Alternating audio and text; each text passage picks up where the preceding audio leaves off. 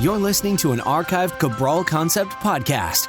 After listening to this show, check out the most up-to-date podcasts available at stephencabral.com/podcasts or search directly on iTunes. And now, welcome to the Cabral Concept, where board-certified naturopath and integrative health practitioner Dr. Stephen Cabral shares how he was diagnosed at the age of 17 with a life-altering illness and given no hope for recovery. It was only after studying and traveling all over the world did he discover how to combine ancient Ayurvedic healing practices with state-of-the-art naturopathic and functional medicine to fully rebalance the body and re-energize it with life. It's time to discover how to get well, lose weight, and finally feel alive again. And now, here's your host, Dr. Stephen Cabral. Hi everyone, and welcome back to the Cabral Concept. We are back with another Total Wellness Tuesday show, and I can't wait to get started today. We are going to be talking about our first line of defense in the body. So many people, when they think of the immune system, they think about maybe the skin, they think about what's in their nasal passages, they think about the white blood cells in their body. They think that's what prevents them from getting maybe the autoimmune-based issues or getting the autoimmune issues. Or they think about getting the coughs and the colds and the allergies, etc. Well, believe it or not, that is one part to the equation, but it actually does not start there. The main thing that we overlook in our conventional medicine point of view is always digestion. You have to understand that the reason why people are getting more and more sick is typically because of digestive issues. And it's very easy to see why. In our world today, we prescribe more antibiotics than almost ever before. Not only are we being prescribed antibiotics by our doctors and our specialists, but they're being fed to animals as well. So the animals you are eating were also fed antibiotics. This is actually extremely important. Right now, over 50% of all the antibiotics that are produced are actually given to animals, and it's put in their feed. Why? Because these animals are literally given foods that if they were given them without antibiotics, they would most likely die. That's how putrid the food is, and that's how incompatible it is with their body. Now think about it. You're now eating that food. So we have to be very careful about our food source, but even more important is what the topic of today's show is all about. It is your first line of defense. It is also your body's ability to absorb and break down nutrients. I've said it before, and I'll say it again.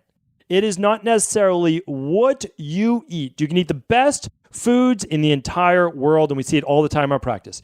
People come in and they're already eating these amazing diets, but they're still bloated, or their bodies are aging at a rapid rate, or they have all sorts of autoimmune-based issues. Why? They're eating great foods. They're eating good quality foods, so many plant-based foods, yet they're still bloated and not feeling well. Well, the reason is this, is that it all begins in the stomach, and you are not just what you eat, and it's not just about eating the best whole foods in the world. It's what your cells actually see. And if your first part of digestion is not working, it messes everything up along the path. And I'm going to go through that path today. So that means this. When you chew up that food in your mouth, when you put that food in your mouth, there's essentially one main enzyme that it's mixing with. And it's a digestive amylase. And that amylase helps you break down starch, which means this, that your body is not making necessarily enzymes right away that's going to break down a lot of the proteins that you're eating, which is what I'm going to lead to on today's show. So what happens is when that food makes its way down our esophagus, about 18 inches or so, right below where that xiphoid process is, that's where you give someone the Heimlich maneuver. Well, right below that, right around there is your stomach. Now, inside of your stomach, we want to do a few things. This is extremely important. We need to do the majority of the digestion inside of the stomach before it makes its way out to the intestines. And we need, in order for that to happen, are the enzymes within the food that we just had. If we cook the food above 118 degrees, it does degrade and break down those enzymes. That matters to a degree. Now, some foods are actually easier to digest when cooked. Cruciferous vegetables will be one of those foods. Proteins are an interesting one as well, though, because as the food begins to make its way through the stomach, it moves from the fundus, the upper part of the stomach, down to the gastric part of the stomach. Well, when it makes it down there about a half hour, right, about 30 minutes later, after we start chewing and we start getting that saliva going, our body's going to produce its own natural stomach acid. Okay, this is extremely important. This is a really important key. We need stomach acid. We need to produce hydrochloric acid made from hydrogen and chloride, and we also need pepsin, which is a protein digested enzyme for the most part. So when we look at that, why does that matter? Well, this is what breaks down those really strong protein amino acid chains. If we do not allow that to happen, we are going to enable undigested proteins to ferment in the gut. When something begins to ferment in your stomach or in your intestines, what does it do? Well, think about it. When you ferment alcohol, it creates a gas, right? Or when you ferment vegetables, you put it away, your dark closet or pantry or whatever, you keep that lid tightly closed. When you open that, it pops, right? It's a pop. Well, that is all the gas that's being released. Because when you ferment something, it creates gas.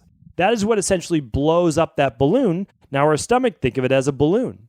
It's basically a closed, flat balloon, and when we put food in it, it begins to fill up. Okay, but that doesn't mean it needs to fill up with gas. That happens when something's fermenting, when something's putrefying, like at the bottom of your garbage disposal. It starts to smell, right? Well, think about it. Halitosis, one of the reasons for halitosis, if you have good oral care, the main reason for halitosis is fermenting, putrefying food in your gut, and you can smell it on the way back up. And I know that that's kind of graphic and nasty, but that is the truth. That is where it has to be fixed. And we work with people all the time in our practice with this. Now, think about it, though. And another thing is this. When it gets to the intestines, those intestines blow up like a balloon. And that's what causes some gas and flatulence. And if it stays in the stomach for too long a period, we can start to get acid reflux. It can actually force open the lower esophageal sphincter, and we can actually get some of that acid reflux into our esophagus.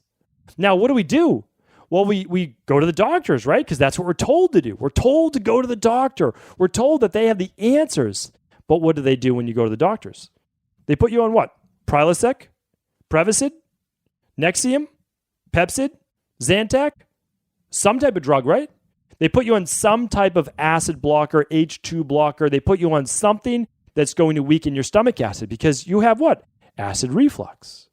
Well, in the majority of cases, oftentimes the acid is actually too low, which is why the muscle at the bottom of the esophagus, called the LES, which is short for lower esophageal sphincter, doesn't stay closed because it knows that its job is to stay closed in the presence of high stomach acid. And it stays open because there's low stomach acid, which allows what? Well, it allows the little bit of acid that you have there with the putrefying food that's causing gas to push up some of that undigested food and that undigested putrefying bacteria. So the bacteria starts to grow in your stomach. Next thing you know, you wake up bloated. You're bloated the majority of the day. You don't even need to eat to be bloated. That's when you know that there's now a more serious-based issue. But here's the other thing. When you get put on an acid blocker, and I was put on an acid blocker at 17 years old, I started using Prilosec. 17 years old. Well, here's the thing. They don't tell you that the directions on it say, do not use for more than 2 weeks. Do not use an acid blocker for more than 2 weeks is not my advice. I'm not giving medical advice. What I'm telling you right now is that that's what it says in the directions. But what do doctors do? They keep you on them indefinitely. For as long as you have acid reflux, right? Well, why do they do that? Because they weren't given another formula to help you address acid reflux. So I don't blame the doctors. What are they going to do? Just have you suffer? Just have you eat away at the esophagus with acid?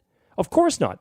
MDs, just like NDs and DOs and every other integrative health practitioner, is there to serve. They're there to help.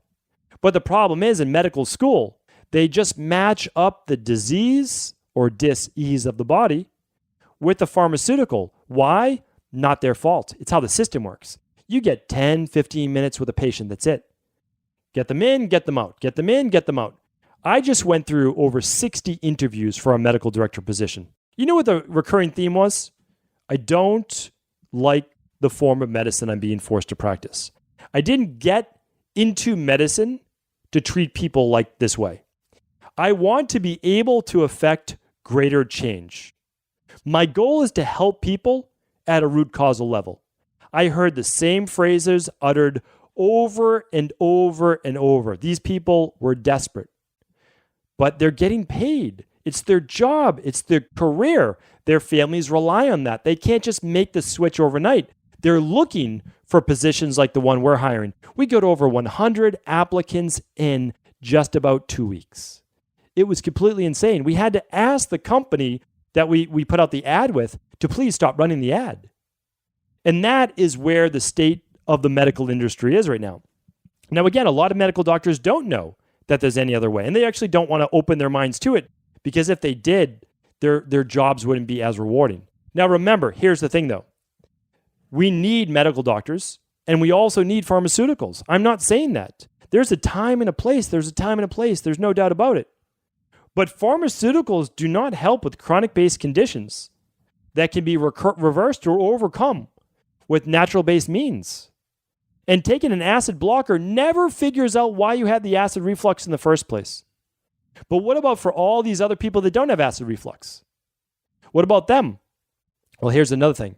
Those people with low stomach acid, whether you're causing low stomach acid with an acid blocker or you just have low stomach acid, we've seen, and this was actually just reported on CNN, and I love talking about things that are current in the news because I think it connects with people to a greater degree. And this came out just about 2 weeks ago. And this is actually from now conventional medicine. So people are more willing to listen when it comes from, the media. This was on CNN. And I don't watch the news ever. I don't read any papers ever. Some people don't like that I don't follow up with current events. But when they start preaching and they start talking about all the positive things happening in the world, then I'm on board. But if all we're going to talk about is all the negative things and how the sky is falling, I tend not to listen. I tend not to believe that's part of my world. And because I don't believe it's part of my world, it's not my world. But anyway, we'll save that for another Mindset and Motivation Monday. So here's the thing. This is what they found. This is very, very interesting. Again, natural medicine has known this forever. But again, I do like that conventional medicine is starting to keep up. A new study suggests that medication may come with hive-inducing side effects, allergies. After analyzing health insurance data from more than 8 million people in Austria, researchers found that prescriptions of anti-allergy medications surged in those who were prescribed stomach acid inhibitors, a class of drugs that includes proton pump inhibitors, PPIs, and H2 blockers. The findings were published in a major magazine, or major journal, I should say, and it said, we need to have the general awareness that the stomach has an important digestive function and it has a kind of sterilizing function. I want to take that now and bring it to the next level. What they're really now rediscovering, because it's already been discovered, what they're rediscovering is that the way that you cut down on your allergies, the way that you cut down on your bloating, and the way that you improve overall bowel function is actually by having good quality digestion, starting with stomach acid. The enzymes are great and they are needed, but the enzymes that break down protein are going to be proteases. And for the most part, if you're eating cooked protein, which many people and most people are, a lot of those enzymes aren't there. Our body knows that, it's okay with that, it's part of that, and it uses hydrochloric acid, which is naturally produced by the stomach as long as the stomach mucosa is working properly, and it produces pepsin as an additional way to break down those amino acid bonds. So think of beans or think of chicken or think of eggs as having these connected chains. Like think of a chain link. Well, what stomach acid do is it breaks those bonds and those chains. So now when the food can now move faster through the stomach, which is a good thing so that it does not ferment, and then it moves into what moves through the gastric valve into the first part of the small intestine, which is on your right side, okay, right below the rib cage, and that is called the duodenum, all right, or duodenum, it's sometimes pronounced. Now, that first 10 inches of small intestine is extremely crucial. This is when our body is going to meet that stomach acid and meet that acidic-based food with bile. So now we need a proper functioning liver and a proper functioning gallbladder. This is why we put so much emphasis as well on functional medicine, liver detoxes, those types of things. Your body needs to be able to meet an acidic-based food substance, which has a lower pH in the stomach. It's somewhere around a 2 or 3 pH, very acidic, and it's supposed to be that way, right? We don't want to alkalize everything. We want the stomach to be acid when we eat, right? Very, very important. That's why you don't want to drink alkaline waters with your meal.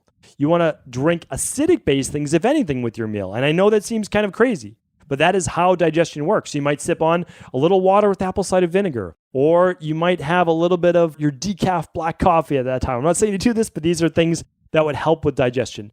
You can use what else would be a little bit acidic? You could do your ginger tea. Hot ginger tea is an amazing thing. That's one of my first choices, if not my first choice with the meal. And again, you're not drinking a lot of water, just enough to mix with the food, okay? Now, many of those things I just mentioned, like the apple cider vinegar, or I mentioned the ginger tea, those things become alkaline because of the minerals as they move into the body. But we don't have to get into that discussion today. What we're talking about is making the stomach an acidic-based environment. Now, it breaks down to the food to a better degree. Why does it do that, and how does it do that? Well, think about it. It cooks it. The more acid something is, the more heat it brings to the stomach, the more it cooks that, right? Pitta, heat, digestion, transformation. That's what it's all about. So now it moves into the small intestine. Okay, now bile. Bile is very alkaline. It does this on purpose. The alkalinity meets the acidity, and it creates this emulsification. It creates this breaking down further of proteins and fats. And there's the nice thing.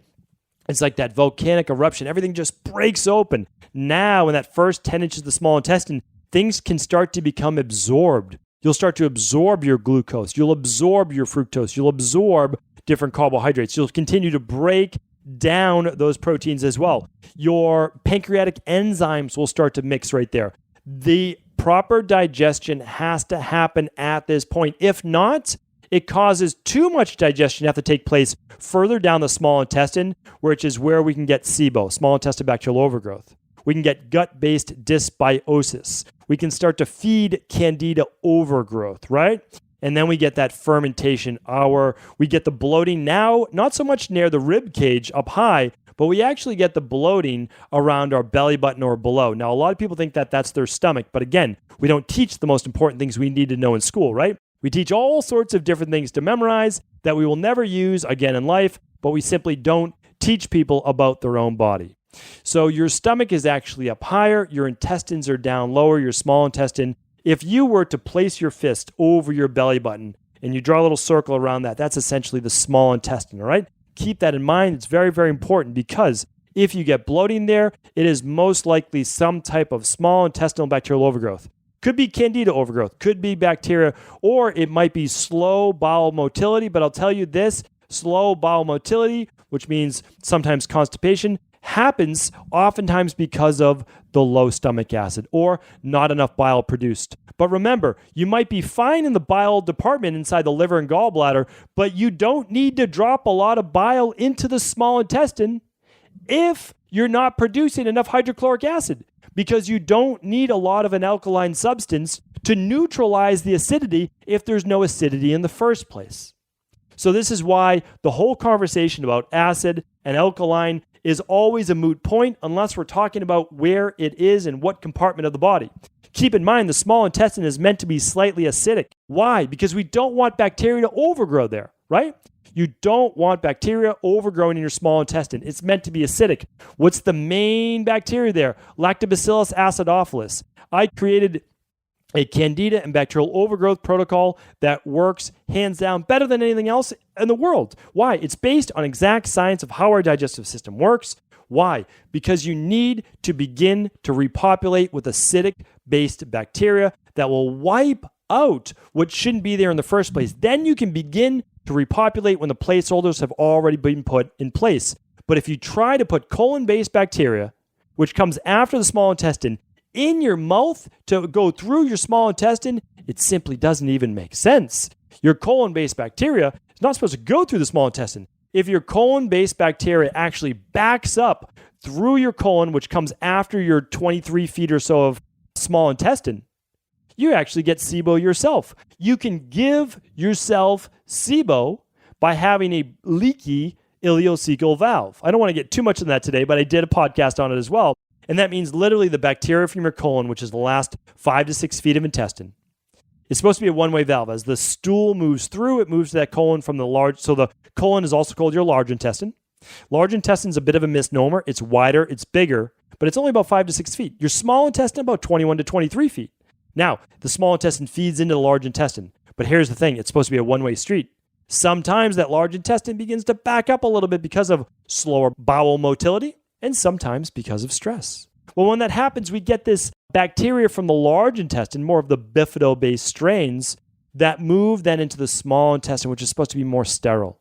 And we can actually give ourselves SIBO. What does that feel like? Well, it feels like bloating, and it feels like gas and sluggishness, and it begins to affect our gut-brain axis.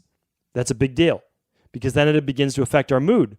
So if you have anxiety, if you have low mood, if you have irritability, if you have depression, I believe in counseling. I believe in therapy. But please look at the other factor. You have a whole body that affects your psychology as well. It's intimately connected. We've known this. We've known this for a long time. I mean, Leonardo da Vinci used to do autopsies, technically illegal at the time, and looked and saw the connection. We can see that vagal nerve. We know that it exists. We know that it exists. And we've known that again since Ayurvedic times 6,000 years ago. Well, here's the thing. What happens if there's a breakdown in everything that I just spoke about right there?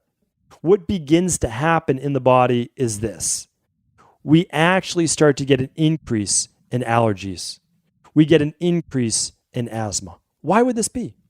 Here's why.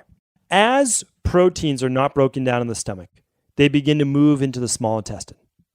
They begin to move in the large intestine. Well, over time, as bacteria begins to increase, as stress increases, environmental toxins increase in the body, taking amoxicillin, taking antibiotics, taking acid blockers, using artificial sweeteners, drinking fluorinated water, drinking chlorinated water, taking in Splenda, food dyes, all of these things begin to create gut-based permeability.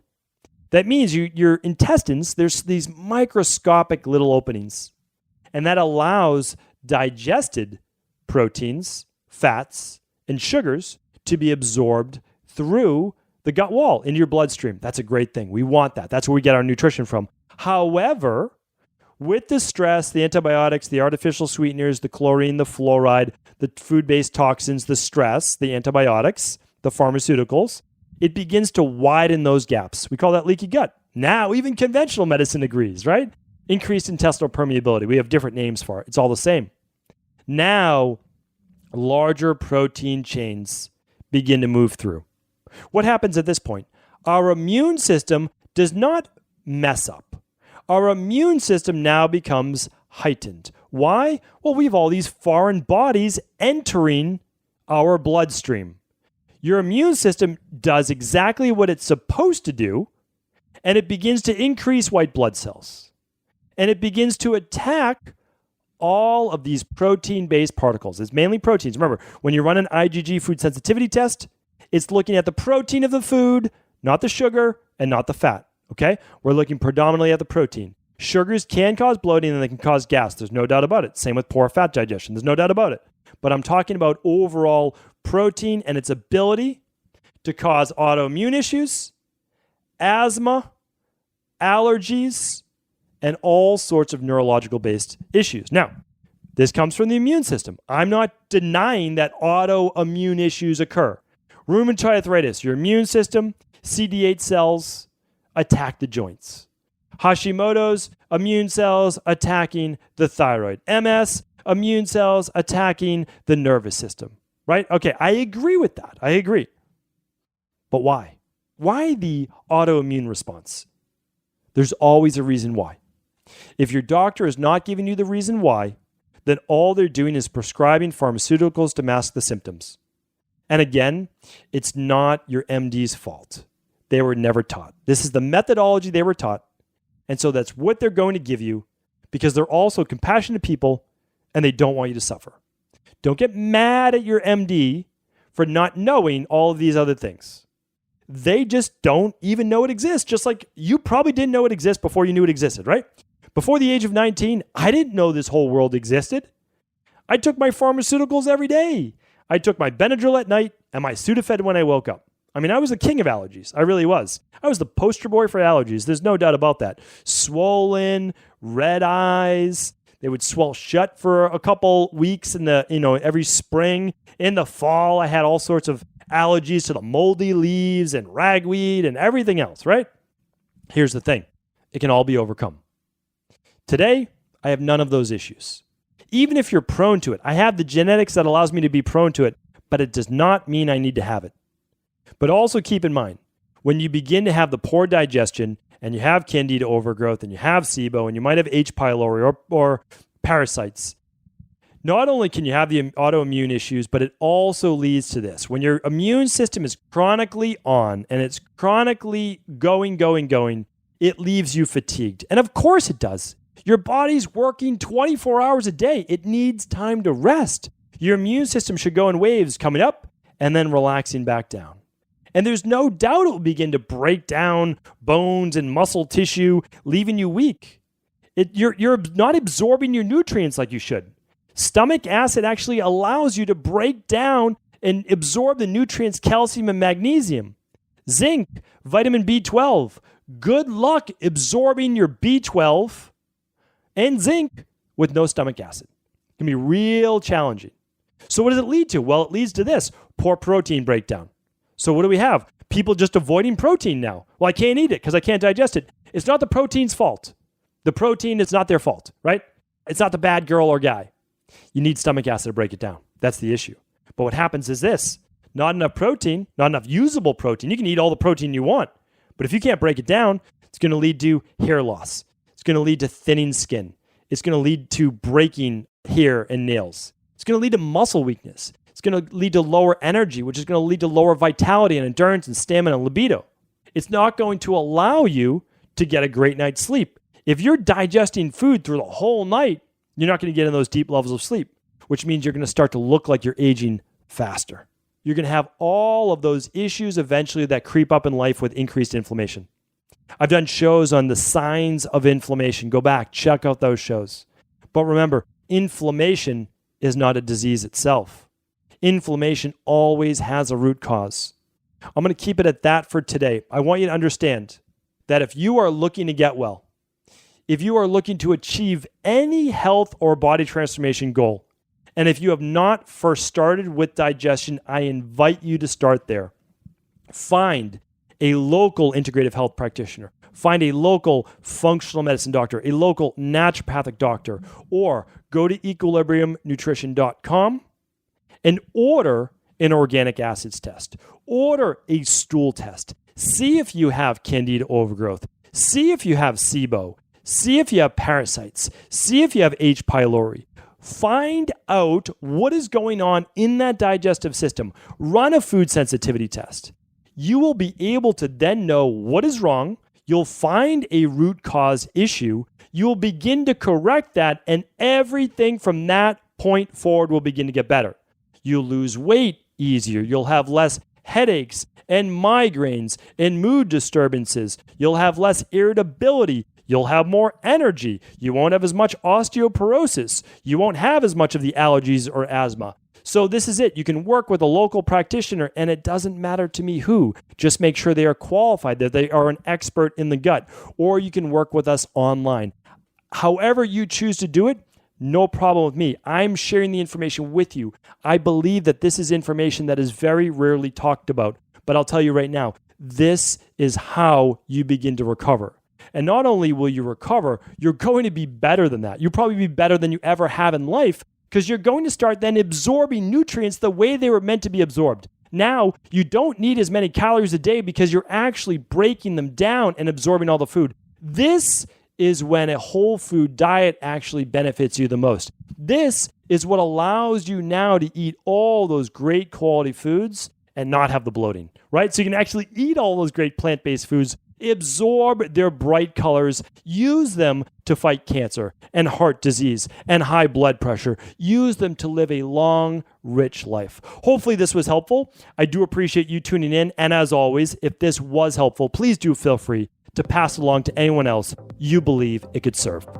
Did you know that the body really only becomes sick or imbalanced in only 2 ways? Over time, you become deficient in vital nutrients, and you also accumulate toxins internally and from the environment. As those nutrients diminish and you increase your total toxic load, your body then begins to show the first signs of dis-ease. It's actually quite predictable, and the good news is that if we know how you began to fill up that proverbial rain barrel, we also know how to empty it to begin the healing process. I was fortunate enough to learn this ancient healing process from my mentor after suffering from debilitating diseases for close to a decade.